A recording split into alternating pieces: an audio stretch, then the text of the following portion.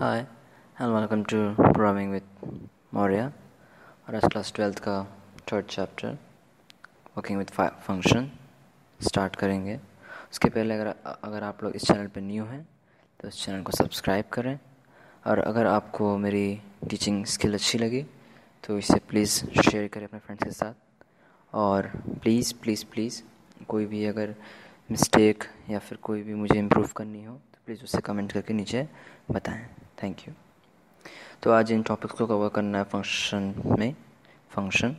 Python में कैसे use करते हैं, एग्जीक्यूट कैसे होता है, एग्जीक्यूशन, आर्ग्यूमेंट्स, पैरामीटर्स ये पढ़ेंगे अभी। रिटर्निंग वैल्यू कैसे रिटर्न्स आती है, कंपोजिशन पढ़ेंगे, स्कोप और रिजोल्यूशन।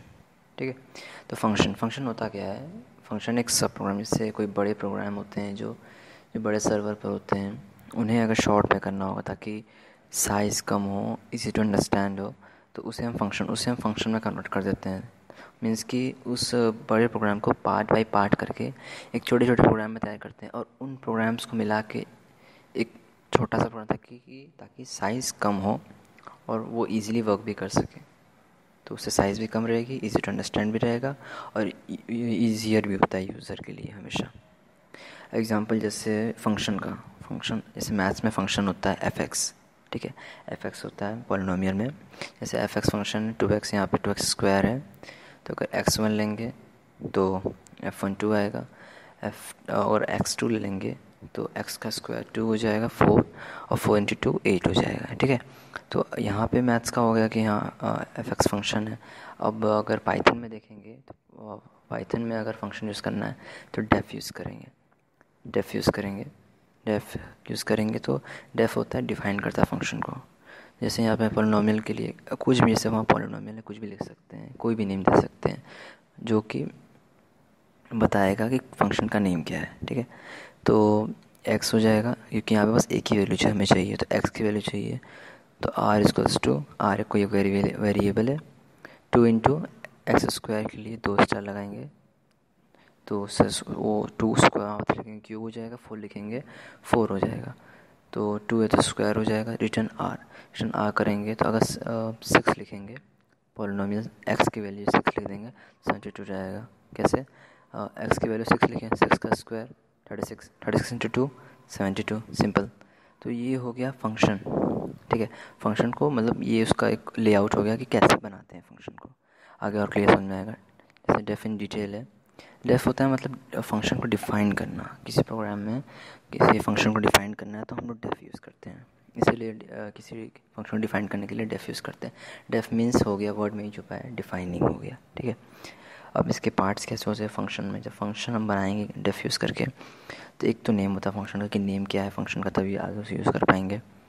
नेक्स्ट होता है बॉडी, एक्चुअली वो फंक्शन कर क्या रहा है, उसमें आर्ग्यूमेंट्स क्या क्या हैं, मीन्स कि कौन कौन से वेरिएबल रिसीव हो रहे हैं, कौन कौन से पास हो रहे हैं, और रिटर्न स्टेटमेंट जो कि वैल्यू रिटर्न करेगी कंपाइल होने के बाद। ठीक है। तो ये सब पार्ट्स होते हैं डेफ फंक्शन के। और लास्ट में किसी भी फंक्शन के नेम के बाद जब वेरिएबल अंदर लिख देंगे, आर्गूमेंट्स अंदर लिख देंगे, तो लास्ट में कोलन लगा देते हैं ताकि वो एक ब्लॉक देता है, एक इंडेंशन देता है, ताकि उसी के अंदर सारे स्टेटमेंट्स लिखे जाएँ। और रिटर्न स्टेटमेंट लास्ट में रहता है ताकि वो रिज़ल्ट को शो कर पाए। रिटर्न स्टेटमेंट शो करता है। जैसे इसमें था तो पॉलिनोमियल लिखे थे, फंक्शन का नेम हो गया। बॉडी इसकी थी r equals to 2 into x square. ठीक है। आर्ग्यूमेंट्स इसमें x था। रिटर्न स्टेटमेंट हो गया r, क्योंकि रिटर्न कर रहा है वही रिटर्न स्टेटमेंट हो जाएगा। ठीक है। अब पाइथन फंक्शन की भी बहुत से टाइप होते हैं। एक बिल्ट इन फंक्शन होता है जो कि ऑलरेडी सिस्टम में रहता है, ऑलरेडी प्रोग्रामिंग लैंग्वेजेस में इनबिल्ट रहता है। जैसे लेंथ के लिए टाइप, किसी भी वेरिएबल, किसी भी चीज़ का टाइप पता करना है, जैसे कि वो इंटीजर है कि फ्लोट है, टाइप यूज़ करते हैं। आईएनटी नंबर कन्वर्ट करने के लिए, ताकि वो आईएनटी में कन्वर्ट कर दे। और कुछ होते हैं मॉड्यूल्स में छुपे होते हैं फंक्शन, उसमें होते हैं, छुपे नहीं होते, उसमें होते हैं मॉड्यूल्स में, ताकि उन्हें अलग अलग ना करके एक ही प्रोग्राम में अलग अलग करके यूज़ कर सकें। जैसे एक लाइब्रेरी है पाइथन में मैथ। अब मैथ में बहुत से फंक्शंस हैं, जैसे POW means power, .SQRT means square root, और अलग से जैसे स्ट्रिंग हो गया। ये मैथ में इंक्लूडेड नहीं है, ये बस मॉड्यूल है। मॉड्यूल में एक फंक्शन है स्ट्रिंग। ठीक है। और होता है यूज़र डिफाइंड फंक्शन जो कि हम लोग बनाते हैं। ये तो प्रोग्राम बनाते हैं, डिफ़ाइन करते हैं, किसी क्रिएट करते हैं। तो ये सब हमारे पे डिपेंड करता है, ना कि सिस्टम पे। हम कोई भी फंक्शन बना सकते हैं, उसके अंदर स्टेटमेंट वैलिड होना चाहिए ताकि वो आगे यूज़ हो सके। अब some terms used in function. Some terms used in function जैसे फंक्शन हेडर। हेडर जो होता है वो फंक्शन के एकदम हेडिंग पे होता है। फंक्शन का जो नेम होता है वो फंक्शन का होता है।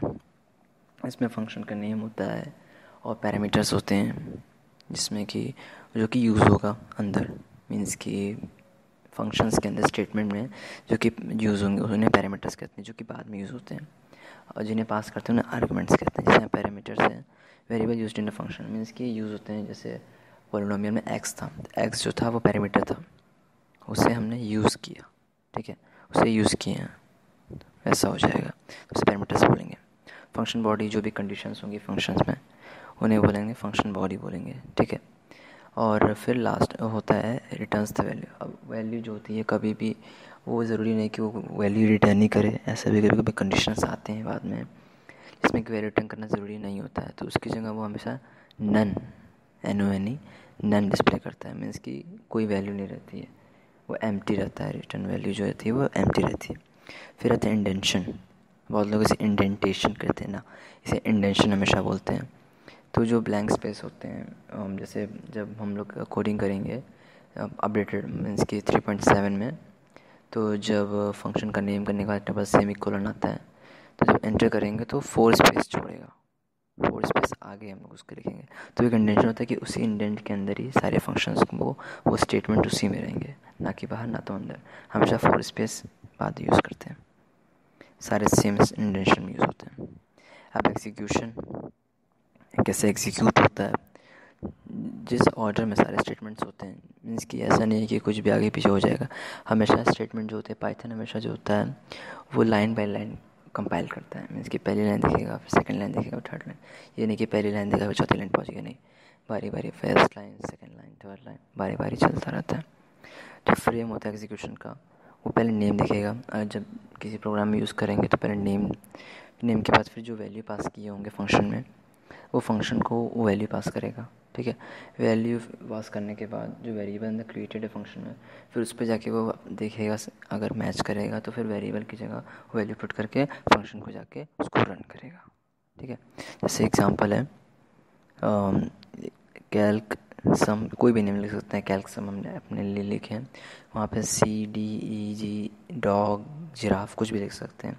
ऐसा कोई कंपलसरी नहीं कि कैल्क सम कोई भी लिख सकते हैं। XY 2 वेरिएबल लिख दिए, ABCD कुछ भी लिख सकते हैं, 2 रहनी चाहिए। अब S एक्स प्लस वाई हो गया। तो ये दोनों जो थे XY ये पैरामीटर्स थे।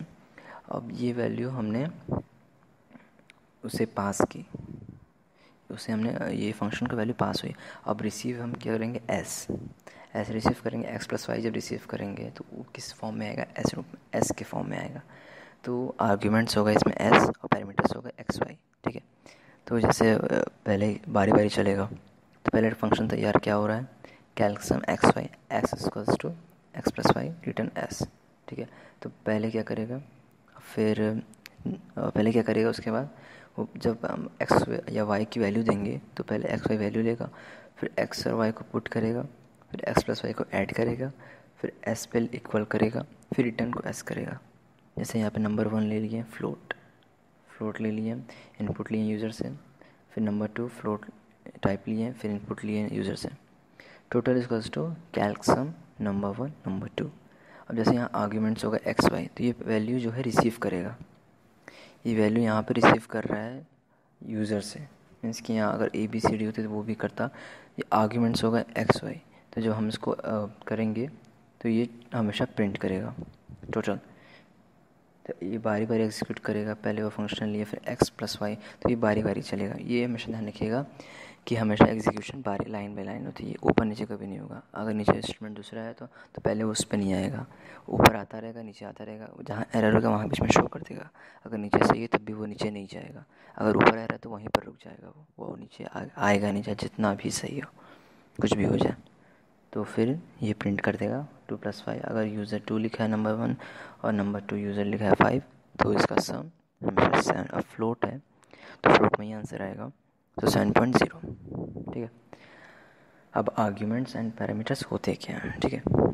आर्ग्यूमेंट्स होता क्या है, जो कि फंक्शन को पास करते हैं, ठीक है। जब किसी फंक्शन को कॉल करते हैं, जैसे अभी हमने इसमें कॉल किया था, तो जब नंबर 1 नंबर 2 था तो हमने इसे पास किया, हमने वैल्यू को फंक्शन में पास किया ताकि वो उससे हमें एक रिटर्न वैल्यू दे, ठीक है। तो वैल्यू जब किसी फंक्शन का किसी में पास करते हैं तो उसे हम लोग आर्ग्यूमेंट्स कहते हैं। और जब रिसीव करते हैं, जैसे इसमें रिसीव किए थे एक्स वाई, तो रिसीव कर रहे थे हम लोग एक्स वाई रिसीव करेंगे, तो जब फंक्शन डिफाइन करते हैं तभी यूज़ ही होता है। तो जब स्टार्टिंग में जब यूज़ करते हैं किसी भी वेरिएबल को, तब उसे कहते हैं पैरामीटर्स। और जब वैल्यू को, जब फंक्शन के वेरिएबल्स को बाद में यूज़ करते हैं, मीन्स कि फंक्शन के बाहर किसी दूसरे प्रोग्राम में उसी फंक्शन को, उसकी वैल्यूज़ को, तो उसे कहते हैं आर्ग्यूमेंट्स। जैसे यहाँ पे था डेफ कैल्क सम एक्स वाई, तो एक्स वाई जो था वो तो तुम्हारा वो था पैरामीटर्स था। और जब इसे बाद में यूज़ किए थे, जैसे नंबर 1 नंबर 2 में, तो वो आर्ग्यूमेंट्स में कन्वर्ट हो गया था। तो parameters can be arguments also. अब पासिंग पैरामीटर्स और आर्ग्यूमेंट्स में कभी कभी ये सेम भी हो जाता है, क्योंकि वैल्यू तो दोनों सेम ही है, बस सिचुएशन अलग होती है कि एक टाइम पे पास होता है, एक टाइम पे रिसीव होता है। तो ये इसके 3 टाइप्स होते हैं। एक पोजिशनल आर्ग्यूमेंट्स होता है, मीन्स कि जब पैरामीटर्स बनाते हैं, जैसे एक्स वाई हो गया, तो जब हमें रिटर्न करेंगे आर्ग्यूमेंट्स में, तब भी हमें एक्स वाई रिसीव करना होगा। तो पोजिशनल आर्ग्यूमेंट होता है कि दोनों के नंबर्स मैच होने चाहिए। अगर 2 वेरिएबल स्टार्टिंग में है, तो जब रिसीव करेंगे तब भी वो 2 वेरिएबल होने चाहिए। तो इसीलिए इसको कहते हैं पोजिशनल आर्ग्यूमेंट्स। डिफ़ॉल्ट आर्ग्यूमेंट्स वो होते हैं जिसकी वैल्यू डिफ़ॉल्ट मीन्स कि उसमें पहले से इम्प्लीमेंट हो जाती है, उसको चेंज नहीं करते हैं। जैसे आगे एग्जांपल समझ में आ जाएगा, जैसे एक्स वाई, अगर हम x2 लिख देंगे या x कॉमा वाई टू लिख देंगे, तो वो वैल्यू फिक्स हो गई कि वाई की वैल्यू 2 ही है, उसको चेंज नहीं कर सकते हैं। तो लास्ट में वो जब इम्प्लीमेंट करेंगे कोडिंग को, तब वो चेंज नहीं करेगा, वो डायरेक्ट 2 को लेगा और x की वैल्यू जो इम्प्लीमेंट, बस हमें मतलब कि एक ही वैल्यू चाहिए होगी जब कोडिंग करेंगे तो, क्योंकि फंक्शन तो वैसे भी एक वैल्यू लेके बैठा है 2, और x तो है ही, x को हमें बस एक ही वैल्यू देनी पड़ेगी, इसीलिए उसको डिफ़ॉल्ट कहते हैं, क्योंकि एक डिफ़ॉल्ट वैल्यू उसके पास है ऑलरेडी। कीवर्ड आर्ग्यूमेंट्स होते हैं, ये जो उनकी चीज़ को चेंज कर सकते हैं, जैसे क्योंकि keyword arguments can be default argument, but default arguments can not be any keyword argument. जैसे कीवर्ड आर्ग्यूमेंट्स ये हो जाएगा, जैसे x कॉमा वाई था, ठीक है, तो x कॉमा वाई इसको लिख सकते हैं। और अगर हम चाह रहे हैं कि नहीं y की वैल्यू 3 चाहिए, तो वो भी कर सकते हैं, बट हमें क्या करना होगा, x कॉमा वाई इसको 3 लिखेंगे। जब हम इम्प्लीमेंट करेंगे तो 2 कॉमा वहाँ y की 3 की जगह 5 लिख देंगे। और अगर नहीं लिखेंगे, 5 नहीं लिखेंगे, तो वहाँ 3 ऑटोमेटिक ले लेगा। तो यहाँ पे ये कि वैल्यू चेंज भी कर सकते हैं, फिक्स डिफ़ॉल्ट भी रहेगी, पर अगर मन करेगा तो चेंज भी कर सकते हैं।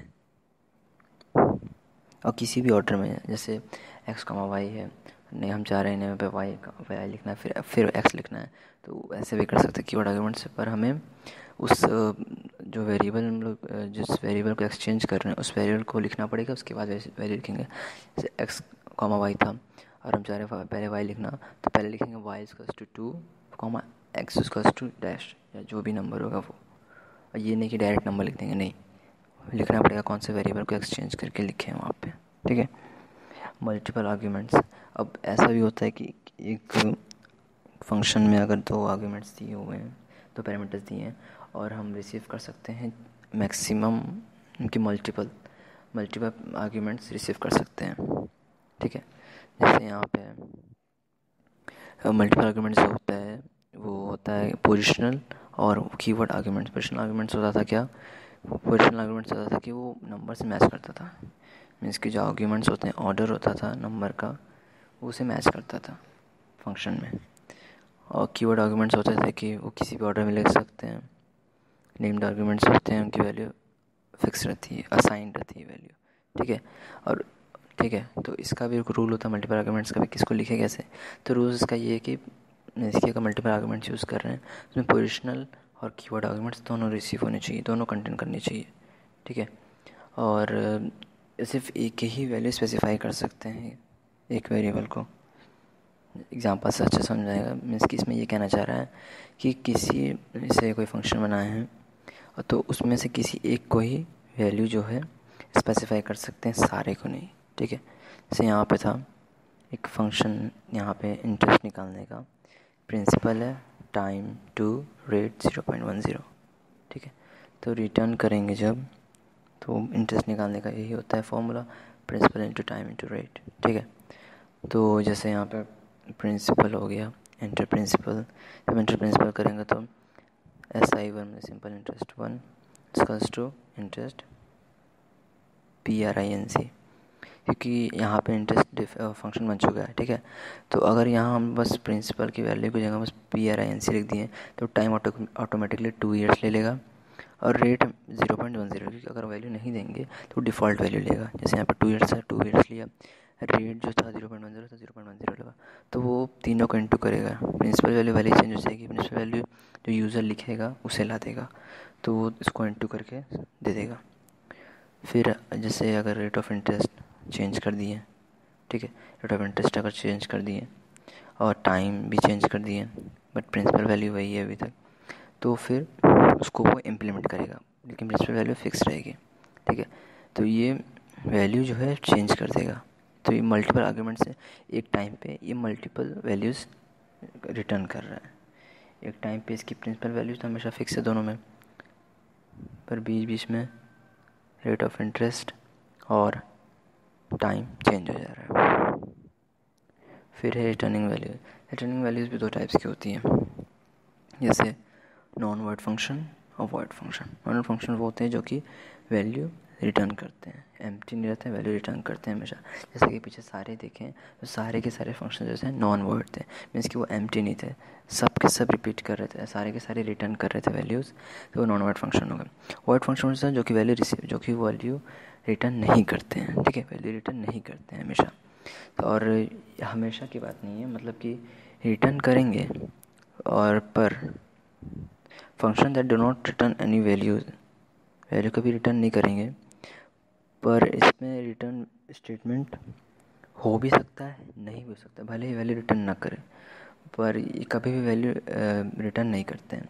वैल्यू रिटर्न भी 2 तरीके के होते हैं, जैसे एक होता है रिटर्न से वैल्यू रिटर्न करना वैल्यू, रिटर्न मीन्स की रिटर्न स्टेटमेंट से रिटर्न स्टेटमेंट होता है, और एक होता है प्रिंट स्टेटमेंट। प्रिंट स्टेटमेंट दूसरा होता है, रिटर्न स्टेटमेंट दूसरा होता है। जैसे नेक्स्ट एग्जांपल में जैसे, तो इसमें तो वैसे ही हो गया, डेफ हो गया, तो ये फंक्शन जो था ये तो नॉन वॉइड था प्रिंसिपल वाला। अब ये है तुम्हारा वॉइड फंक्शन। वॉइड फंक्शन क्या होता है, वैल्यू कुछ नहीं करता है, वैल्यू रिटर्न नहीं करेगा। जैसे यहाँ डेफ ग्रीट है, प्रिंट FST रिटर्न। अब यहाँ प्रिंट तो कर दिया FST, रिटर्न स्टेटमेंट लिखे थे नन प्रिंट किया, मीन्स की वैल्यू इसके पास कुछ है नहीं, जिसने नन प्रिंट किया, तो ये वॉइड फंक्शन हो गया। मीन्स की इसने वैल्यू तो रिटर्न की, पर ना कि रिटर्न स्टेटमेंट के थ्रू, बट कि प्रिंट स्टेटमेंट के थ्रू। तो ये डिफरेंस होता है दोनों में कि स्टेटमेंट दोनों करेंगे, दोनों रिटर्न करेंगे वैल्यू, पर दोनों का तरीका अलग होगा। एक तो प्रिंट स्टेटमेंट से करेगा, बट दूसरा वाला पहला मतलब कि वॉइड फंक्शन जो रहेगा वो प्रिंट स्टेटमेंट से करेगा, but non void function return statement से प्रिंट करेगा वैल्यू। तो यही डिफरेंस रह जाता है नॉन वॉइड और वॉइड फंक्शन में, ठीक है। अब रिटर्निंग मल्टीपल वैल्यूज मीन्स कि किसी भी फंक्शंस में अगर हम चाह रहे हैं कि मल्टीपल वैल्यूज़ रिटर्न कर सकें तो कैसे करेंगे, या तो हम टपल फॉर्म में वैल्यू को रिसीव करें, या फिर डायरेक्टली उन्हें अनपैक करके सेम नंबर वेरिएबल यूज़ करके उन्हें यूज़ कर सकें। जैसे इसका एग्जांपल है, जैसे कैल्क XY, ठीक है, रिटर्न x+y, मीन्स कि उसका समेशन, मल्टीप्लिकेशन, सब्ट्रैक्शन और डिवीजन। हम चाह रहे हैं उसका रिटर्न वैल्यू चाहना, तो कैल्क करेंगे तो बस वैल्यू प्रिंट कर देगा, ठीक है। बट अगर हम चाह रहे हैं कि नहीं अलग अलग प्रिंट करें, मीन्स की सब्ट्रैक्शन, फिर मल्टीप्लिकेशन, सब्ट्रैक्शन, फिर डिवीजन, ना कि एक साथ बल्कि अलग अलग, ठीक है। तो कुछ ऐसे लिखना पड़ेगा उसे, मीन्स कि 4 वेरिएबल्स यूज़ करने पड़ेंगे। यहाँ पे 4 वैल्यू रिटर्न आने वाली है, तो हम लोग 4 वेरिएबल यूज़ करेंगे, जिससे कि वो चारों को बारीकी से बारी बारी प्रिंट करेगा। जैसे यहाँ अगर हम लोग वेरिएबल 4 नहीं यूज़ करके बल्कि डायरेक्ट प्रिंट कर देंगे, तो वो ऐसा टपल के फॉर्म में मीन्स के ब्रैकेट्स के अंदर प्रिंट किया, पैरेंथेसिस के अंदर प्रिंट किया।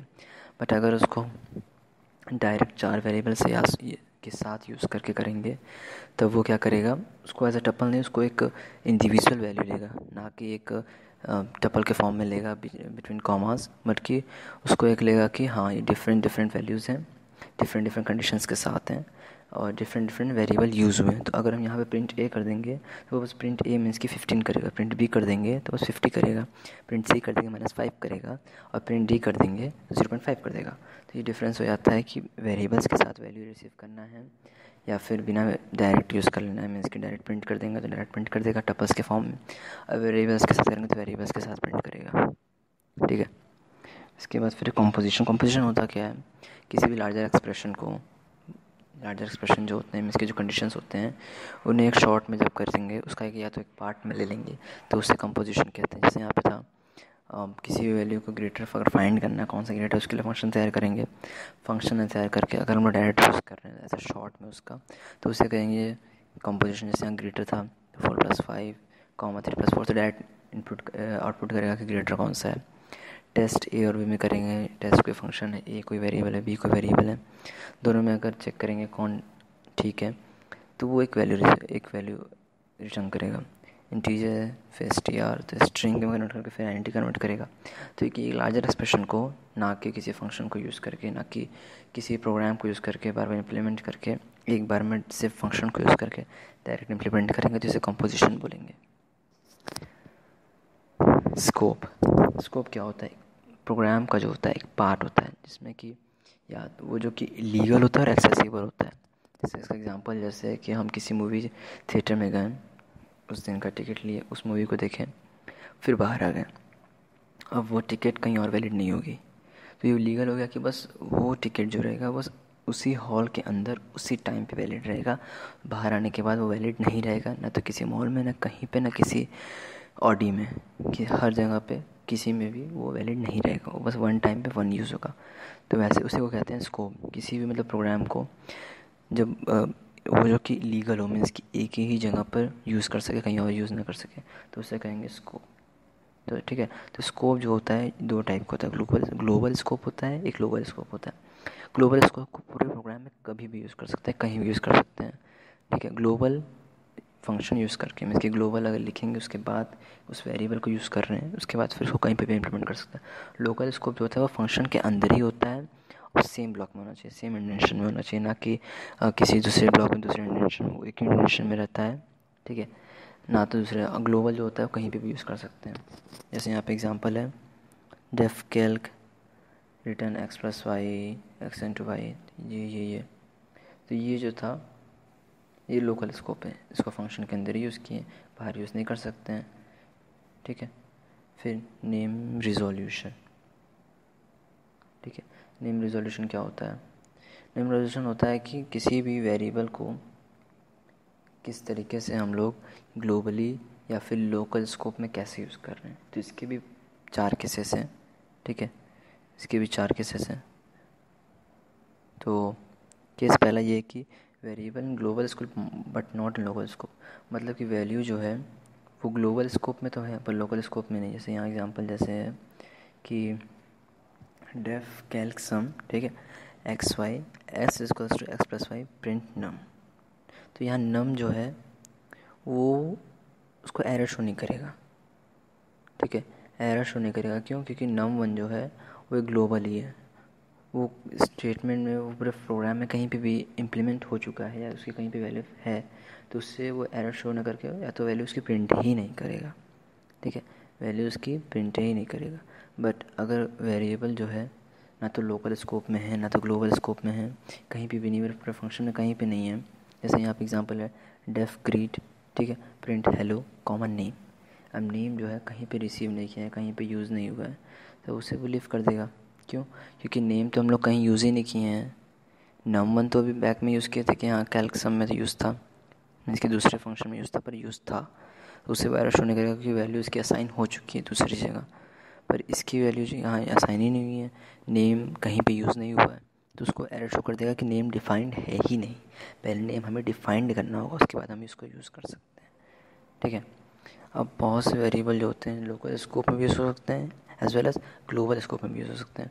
जैसे यहाँ पे डेफ स्टेट 1 कोई फंक्शन है, tiger 15 print tigers, tiger 95 print tigers, state 1 function, फिर इंटर प्रिंट टाइगर्स।